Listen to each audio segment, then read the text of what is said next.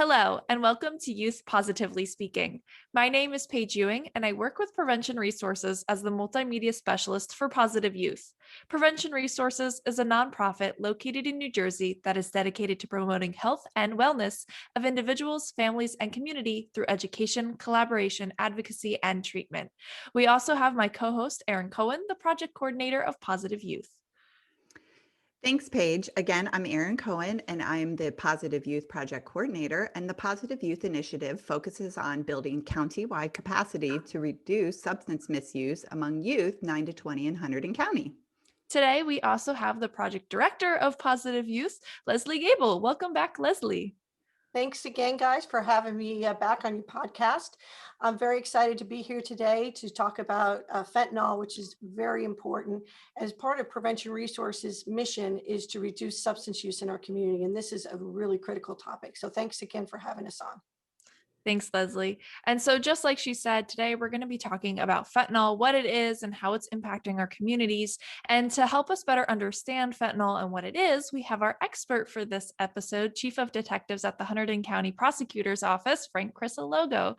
So welcome, Frank, and thank you so much for joining us. Why don't you tell us a little bit about yourself as well? Well, thank you for having me on your podcast. It's a pleasure to be here. So I've been in law enforcement for about 36 years. Spent my first 28 years in the New Jersey State Police.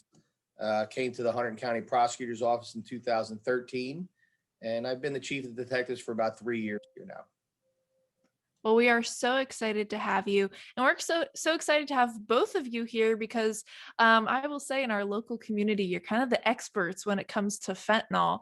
And I think it's one of those substances that isn't really talked about, but it's so incredibly prevalent in our communities, and we don't even know about it. So that's why we're super excited to be having this conversation today. One of the things we know in talking to youth is they might know a lot about heroin from their school and from movies or social media. But the thing that they don't know when we talk about an opioid is fentanyl. So Frank, could you explain to us a little bit about opioids and how fentanyl fits into opioids? What is it? Well, fentanyl is a synthetic form of an opioid. It's extremely potent. It is everything usually goes off of morphine. So heroin would be 5 times more potent than morphine, and fentanyl would be 100 times stronger than morphine. So we actually got a question from one of our youth. They were very interested in submitting questions for this episode. So she wanted to know this. My name is Jasmine and I'm 16 years old. My question is, what makes fentanyl so dangerous? Hi, Jasmine. Thank you for the question. What makes it so dangerous is it's that much more powerful than heroin. 100 times more powerful than heroin. People don't know exactly what they're taking if they think they're taking heroin, or they're used to taking a certain dose of heroin being 100 times more powerful than heroin, and not knowing that you're getting that leads to overdose. And really, the people even making these fake pills, they're not chemists. They're just kind of making it, and they don't really know how much they're putting in it. Absolutely. Nor do they care. To be honest with you, they don't care. They don't care because all they care about is making money. So this synthetic fentanyl is really cheap, right? And Yes. it's not expensive for them to make, so their profits are much higher. Much higher. And which is, again, as I've said before, that's what they care about. Frank, the fentanyl that you hear a lot about, the reason why not just people in our county, but in our state of New Jersey and across America are losing their lives to fentanyl. Is this the fentanyl that people are getting, for example, as pain management in a hospital, or is this more fentanyl that's coming from overseas? And where is it coming from? No, it's manufactured overseas. It's coming, unfortunately, through the mail sometimes, and sometimes through containers overseas. It is made in China sometimes and brought over here, and you really don't know how potent or less potent it is. I think one thing that I saw that was really frightening was when there was some intercepted and it was the size of an envelope and it said something to the effect of 2 million people could die just from what was in that envelope. So that just shows how potent it is. It's only just a couple grains of salt that could be enough to be fatal for someone, correct? Definitely. Yep. Absolutely. And there's, worse. Carfentanil is 100 times stronger than fentanyl. So, where does it end? And, in the end, as we've spoken many times before, it's really, you just don't know what you're putting in your body. When you decide to take something that is not, FDA controlled, or something that your doctor prescribes to you straight and you get it right from your pharmacy, you really just don't know what you're getting. And so you're taking risks with your life when you decide to ingest something that you really don't know where it came from. And unfortunately, we're seeing deaths that occur as a result of this. And it's really something I think we really need to do a better job in educating our youth in understanding exactly what this is and what their actions could result in. I think that's a great point. I know when I've been seeing it a lot in the news recently because Dr. Laura Berman, her son just ordered a pill off of Snapchat and he died because it had fentanyl in it. And as a parent of 2 teenagers myself, that's one of the things that I say to them all the time is you have no idea what could be in these pills. If someone offers you something, even if it's a friend, you cannot take it because it's game over. It would Absolutely. be game over immediately. And we've made arrests. They have to really be aware of this. We've made arrests of individuals who have a pill press with them, something that they're able to make pills that look identical to, something that you would get from the pharmacy. For instance, Xanax. I've used that in the past. Xanax has a specific stamp that makes it look like it's, straight from the maker, and it isn't. It's a pill press that drug dealers use to be able to put their fentanyl or whatever else they want to put into it into a pill to make it look like it's a Xanax pill or make it look like it's a Percocet or something along those lines, and it's not. It's really the only way you're going to be for sure is when you get it straight, from the pharmacist, and it's prescribed to you by a doctor, and the use is for what it's intended for. So we also got another question from one of our youth members. So here is his question. Hey everyone, so my question is, how is fentanyl different than oxycodone and other opioids that are used as pain relievers? Thank you. We know from in prevention that opioids, which are, when we talk about what an opioid is, an opioid for our listeners is it can be heroin, as the chief said, can be fentanyl, but it can also be a prescription pain pill such as Vicodin, Percocet, Oxy. These are all different types of drugs that are in the opiate family. They all affect the same region of the brain.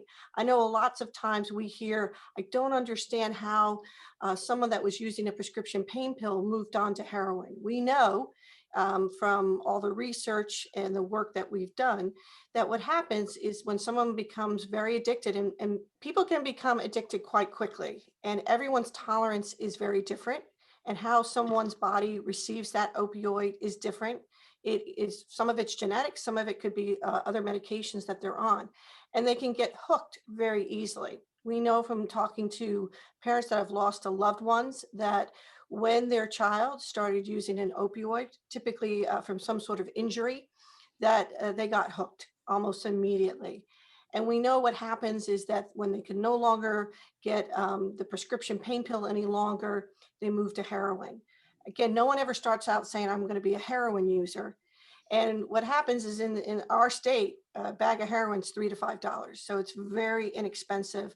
And as the addiction grows, it moves to being able to get whatever you can get your hands on. And that's unfortunately what we're seeing, and as the chief was saying, is you're seeing fentanyl mixed in with prescription drug pain pills that are counterfeits. And they could be, as the chief was saying, Xanax. It can be all different types of pills that are being sold on the street. And really, there's something else in it. So another question that we have is from someone named Jess. Why do they mix fentanyl into heroin if it kills people? Well, thank you, Jess. And the question is a smart question. They do it because it is a profit for them. That's it. It's simple as that. It's cheaper, and they're able to make a bigger profit. We also have a question from one of our youth members, Ian. Hi, I'm Ian. I'm 17 years old, and this is my question. If fentanyl kills people, then why do they use it? In all honesty, if it's that potent and someone overdoses from this pill, that these people, they put stamps on their pills to identify their whatever, or their bag, they put stamps on them to identify them. Let's just say the name of the bag is Gray Death. Well, if someone is known to in the addiction world, if someone is known to have overdosed on something like with a bag stamped Gray Death, other users are looking for that bag because they believe that it's that potent, it's that strong of a high, and they'll be able to, it will make them feel better. And so they actively seek that out. So it's almost as if it's an advertisement for the drug dealer's potency of his product. I remember hearing a podcast a few years ago about the brain, and they were talking about just that. And there were folks on there who were in active addiction, and they were talking about friends of theirs dying. And they said exactly what you just said, Frank. They would actually actively seek the particular drugs that were stamped because they knew that the high would be better. So we know people are continually trying to chase that high, right? To get a good high. Yes. I think it's important to note when we're talking about addiction, because as you're saying this, Erin and Chief, as you're explaining it to someone who's not in addiction or in the throes of the path that we've been describing, somebody would ask, why would you do this? But I really want to emphasize that when somebody is using an opioid in this manner to these levels, the brain, it is a brain disease. Opioid addiction, substance use disorder is a brain disease. It does not think in a manner the way that you or I might be thinking from this path. And I think it's important to really hear and know that. And the reason we need to hear and understand that is that this disease needs support. This disease needs the families that have a loved one that's addicted needs some support from our community. Absolutely. And Lesley, to go off of what you're saying there, we have a program called Operation Helping Hand in our office. We're in the midst of putting up billboards that would advertise that. And we understand that. We understand that the people, sometimes they get caught up in this and they can't get out. Well, there's an avenue for them to be able to get out if they want to. If they want to come to us, we will help them. We will help them get into a program. We'll help them overcome this addiction and put them on a path to to success and living a long life with their families. I think that the connection, which is phenomenal as part of the Operation Helping Hand, is the recovery coach aspect. That the prosecutor's office has been engaging with recovery coaches with lived experiences, as well as proper training to work with someone that is in the throes of addiction, which I just have to commend the prosecutor's office and law enforcement, because this is really something very different from previous years as far as how we're addressing those that are in this terrible ordeal. It's a terrible disorder. So, And it's really, it's a no judgment. We just want to help them get better. We want to help them be on a path to success in their lives, and for the sake of their families as well as themselves, because I believe that the families are the silent victims here. Families, they have a loved one who's a family member, and they want to see them get better. Having to tell a family member, a mother, that their child has passed as a result of really anything, to be honest, but in this case, we're talking about overdose, as a result of an addiction, an overdose, and a death, is for law enforcement the hardest thing to do, the most painful thing to do, and it stays with you for the rest of your career. Like I said, I've been in law enforcement for 36 years. I've had to do that a few times, and every single one of them stays with me. So it's the pain that a parent feels, or a loved one feels, a sister, a brother. I don't think there's anything really that matches that. Frank, our last episode from our Stories from the Street, we were talking to a friend of mine, Patty, who lost 2 siblings to overdose. Both were heroin, one had fentanyl in it. And she just really explained to us what it did to their family. There were 4 children in her family. Now there's 2, and it just really is something that affects so many people. That was the other thing we were talking about, that there shouldn't be the stigma and shame around it. Her parents didn't fail. Her parents, did a good job raising their kids. And, for whatever reason, they had these addictions that just grabbed a hold of them, and they just couldn't get out of it. Mm-hmm. And it's devastating. Erin, I think you just touched on a really important point. It's not a moral failing. It's a brain disease that's grabbed a hold of people in many different ways. There's many different reasons why someone gets on this path, and it's really not up for any of us in our communities to judge. We do not know why or how this happened to these individuals, but what we know as a community, that they need us more than ever. From 2019 to 2020 in Hunterdon County, there's been a 46% increase in overdose deaths due to opioids.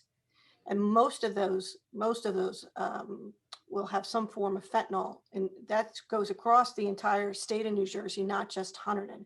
And Lesley, what you said about, a majority of the heroin that's coming in has fentanyl in it. Erin and I were actually on a webinar just a few days ago, and a statistic popped up on the screen, and we were like, that is just so crazy, that 93% of suspected heroin submissions during the fourth quarter of 2020 contained fentanyl, compared to only 9% during the fourth quarter of 2015. So that growth of fentanyl being mixed into heroin has just grown so exponentially.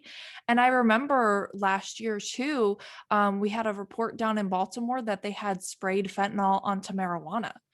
So no substance is safe unless, you're getting it from a licensed care provider. If you, like what you were saying, Chief, about a Xanax, like, don't get it off the street, because you have no idea what is in it, and it's so incredibly dangerous. And we absolutely, overdoses have come up. So we did receive a question from Kyle, a little bit about overdoses. Hi, my name's Kyle, and I was wondering, can Narcan be used to help someone who's overdosed on fentanyl? And Narcan is basically an antidote for an overdose. It reverses the effects of opioid for a person who has overdosed. And law enforcement throughout Hunterdon County, as well as our first responders in the rescue squads, have this, and it is administered through the nose with a nasal spray, and it does work. Kyle, thank you for your question. I wanted to say, but it does work on fentanyl, but not all the time. It's not something that, reverses an overdose every time. That's important to know. We've had officers who have used 3 and 4 Narcan's, naloxone, I believe is the name. And it hadn't worked. So it's important to know that it's not definite that it can reverse those the overdose, but it does work on fentanyl as well. I would say not as readily, not as easily as a heroin, as fentanyl is 100 times stronger than heroin, and carfentanil is 100 times stronger than fentanyl. So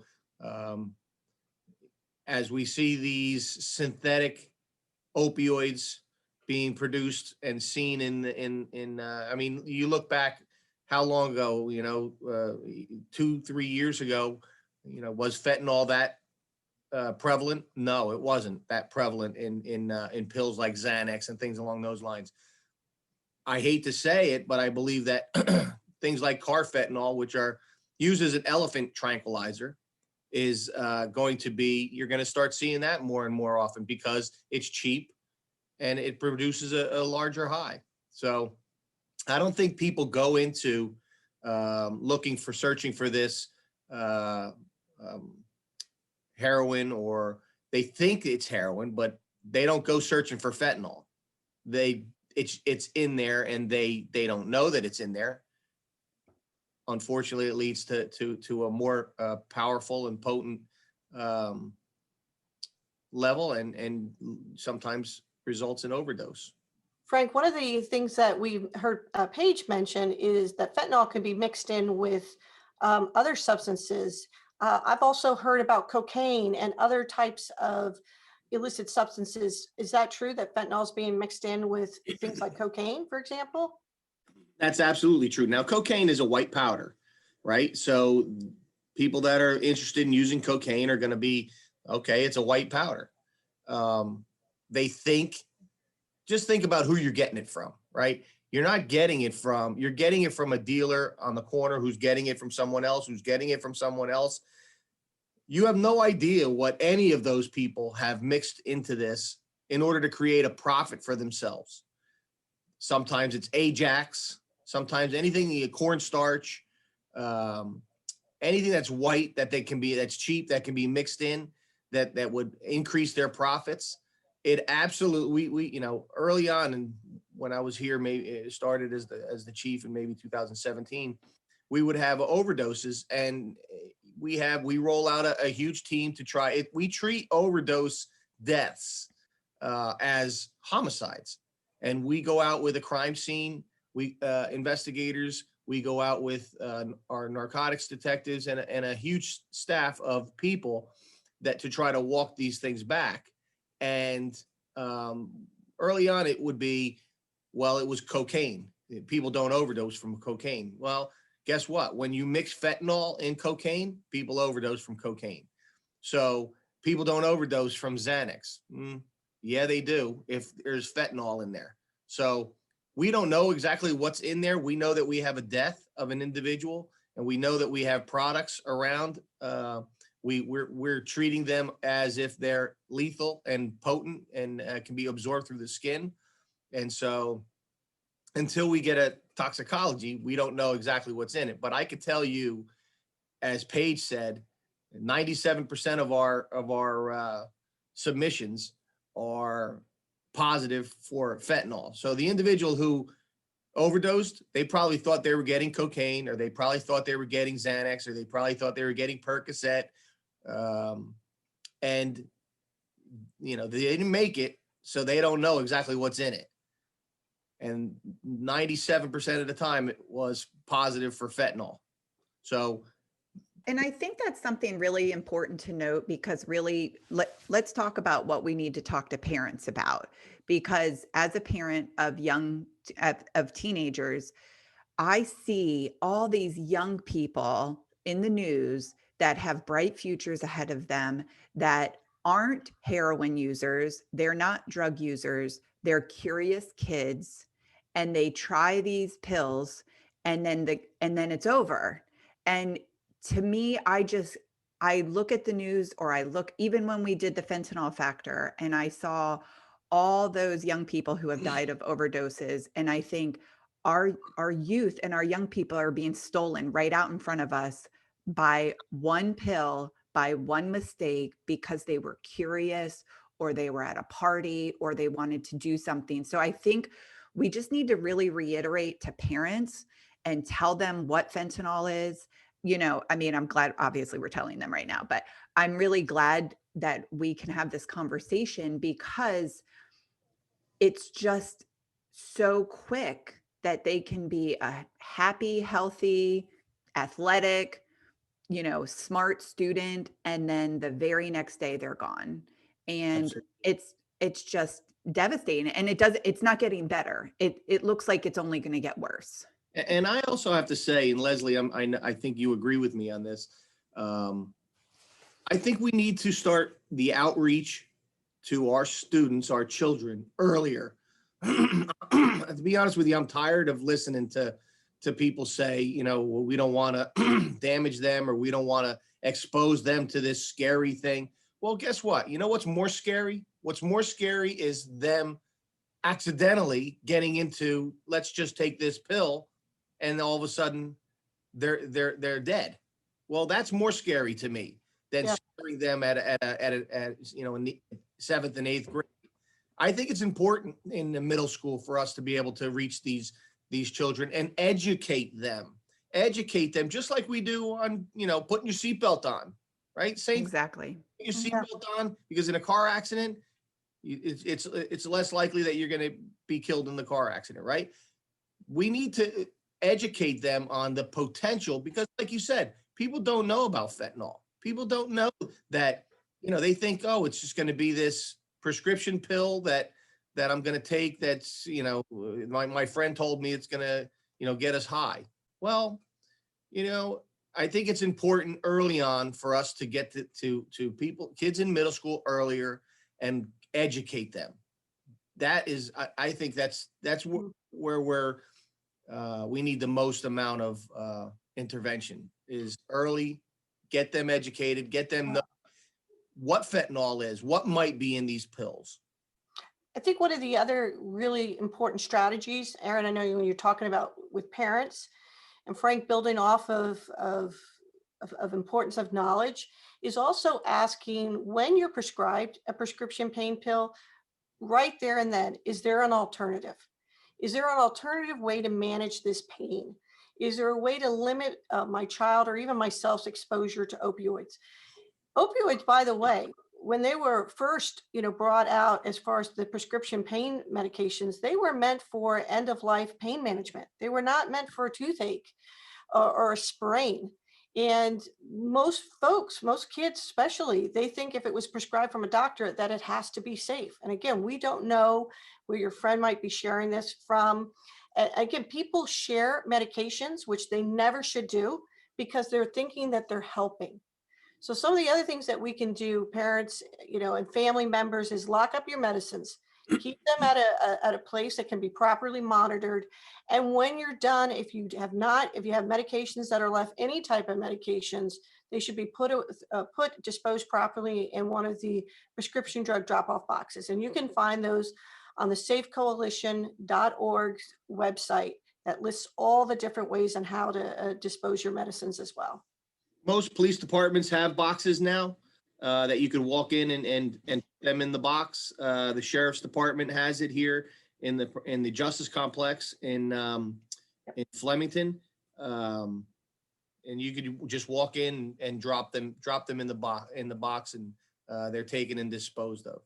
And even if somebody can't get out, they can dispose of them properly at home using coffee grounds or kitty litter and just filling it water in a bag, and they can dispose of it at home safely. Very important. If you have a loved one that is in the throes of addiction, please make sure that you have Narcan in your home. It is a life-saving drug.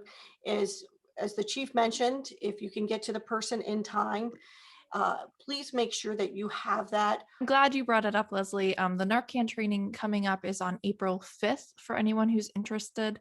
And actually, we will put Casey's email down below. That's who you would reach out to. She's helping run the Narcan training.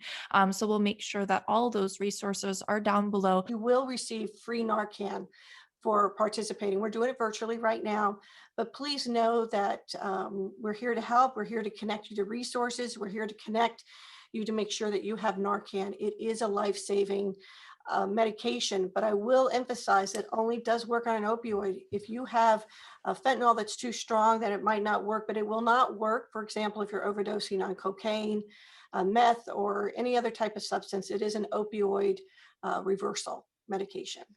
And it also doesn't hurt people if they are overdosing on something else. It wouldn't, or if they're in distress some other way, it's not going to hurt them. Another great resource in our county is the Hope One van. It's a van that rotates throughout the county in partnership with Health and Human Services and the Sheriff's Department. And what's great about this resource is it provides recovery coaching. They are collecting prescription drugs that you might want to get rid of, as well as providing Narcan and Narcan assistance of how to utilize it. Yeah, so if you're looking for more information about the Hope One van, please visit the Hunterdon County website. There's a whole page that talks about where they're going to be, their services, and things along those lines. And for anybody who's also interested in, maybe doing some spring cleaning, getting rid of those, unused medications that are in your cabinet, the Help app has all the medicine drop-off box locations in our county. And so always feel free to download the Help app. It has lots of resources, and it also has all of the RX drop-off locations as well. So I just want to say thank you so much for joining us on the podcast today. And thank you to our expert, Chief Crisologo, for giving us just such great information about fentanyl. For more information about fentanyl, please visit our website at njprevent.com/positive youth. And thank you for listening in. We'll see you next time for more Youth Positively Speaking.